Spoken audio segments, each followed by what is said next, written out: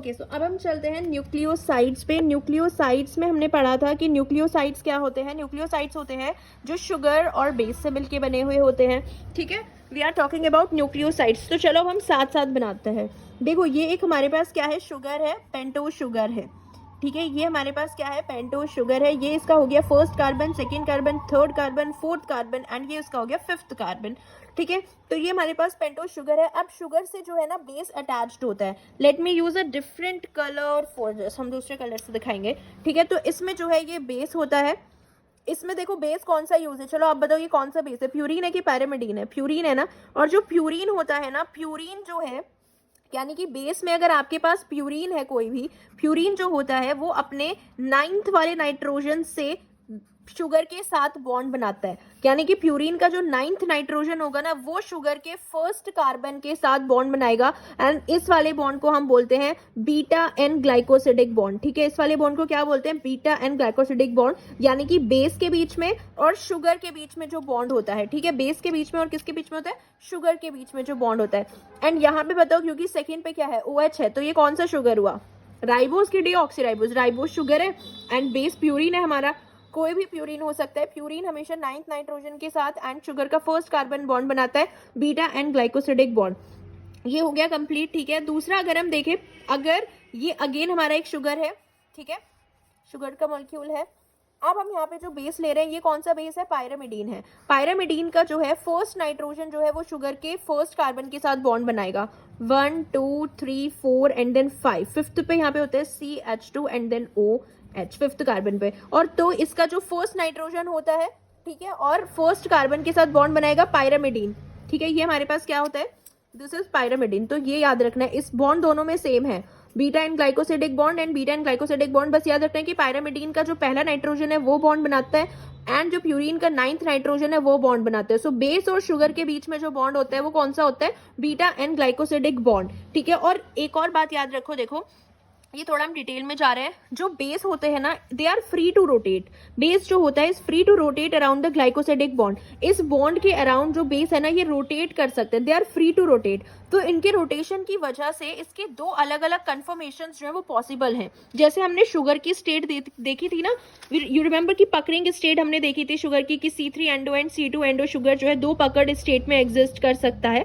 ऐसे हमने देखा है कि जो बेस होता है, ठीक है, ऐसे हमने देखा कि जो बेस होता है वो दो डिफरेंट कन्फर्मेशंस ले सकता है। ये जो बेस होता है, अब हम देखते हैं कौन सी कन्फर्मेशन होती है। सो जो डिफरेंट कन्फर्मेशन होती है ना बेस की, जो ये ग्लाइकोसिडिक बॉन्ड के अराउंड होती है वो दो होती है। एक तो होती है सिन एंड एक होती है एंटी।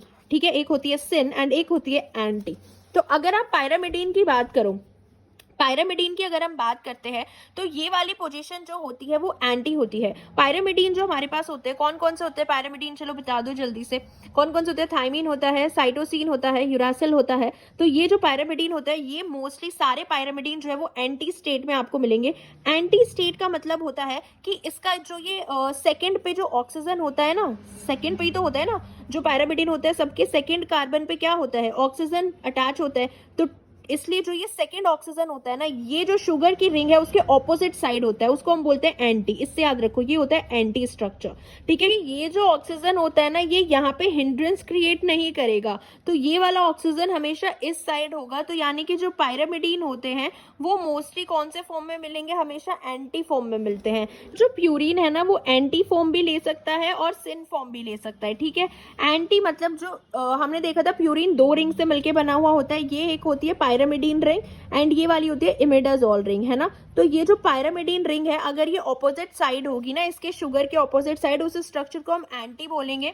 और अगर ये पायरामिडीन रिंग उसी साइड होगी जिस साइड शुगर है तो उसको हम बोलेंगे सिन स्ट्रक्चर। ठीक है, देखो पायरामिडीन तो सारे कहाँ पे थे, एंटी स्टेट शो कर रहा था सारे पायरामिडीन, लेकिन प्यूरिन जो है वो एंटी फॉर्म में भी हो सकते हैं एंड सिन फॉर्म में भी हो सकते हैं। एंड ये जो मोस्टली होता है ना ये किसके लिए होता है, मोस्टली ये मोस्टली एडिनिन के लिए होता है, क्योंकि एडिनिन में कोई प्रॉब्लम नहीं है। एडिनिन का आप स्ट्रक्चर देखोगे ना, एडिनिन में सिर्फ और सिर्फ एक अमीनो ग्रुप लगा हुआ है, NH2 ग्रुप, तो उससे कोई प्रॉब्लम नहीं होगी कि ये जो बॉन्ड है, कि ये जो रिंग है पायरामिडीन रिंग, वो किसी भी डायरेक्शन में हो, कोई प्रॉब्लम नहीं होगी अगर एडिनिन होगा। हम ग्वानिन की बात करेंगे, ग्वानिन में क्या होता है, टू सेकेंड पोजीशन पे होता है अमाइनो ग्रुप। तो अगर आप सिन वाली स्टेट देखोगे, सिन वाली स्टेट में यहाँ पे अगर अमाइनो ग्रुप आ जाएगा तो यहाँ पे हिंड्रेंस क्रिएट होगा ना, तो इसलिए ग्वानिन जो होता है वो मोस्टली एंटी ही फॉर्म करता है, जिसमें जो पायरामिडीन वाली रिंग होती है वो शुगर के ऑपोजिट होती है। एडेनिन जो होता है वो कोई भी शो कर सकता है, या तो एंटी ले सकता है या सिन ले सकता है, ठीक है, और इनके स्ट्रक्चर हम पढ़ ही चुके हैं, so you will get that. तो ये था हमारा न्यूक्लियोसाइड के बारे में, एंड जो बेस है वो syn form and anti form show करते हैं, ठीक है। तो हमने न्यूक्लियोसाइड इसमें पढ़ा है, that is sugar and base के बारे में, एंड शुगर और बेस के बीच में जो बॉन्ड होता है वो होता है बीटा एंड ग्लाइकोसिडिक बॉन्ड।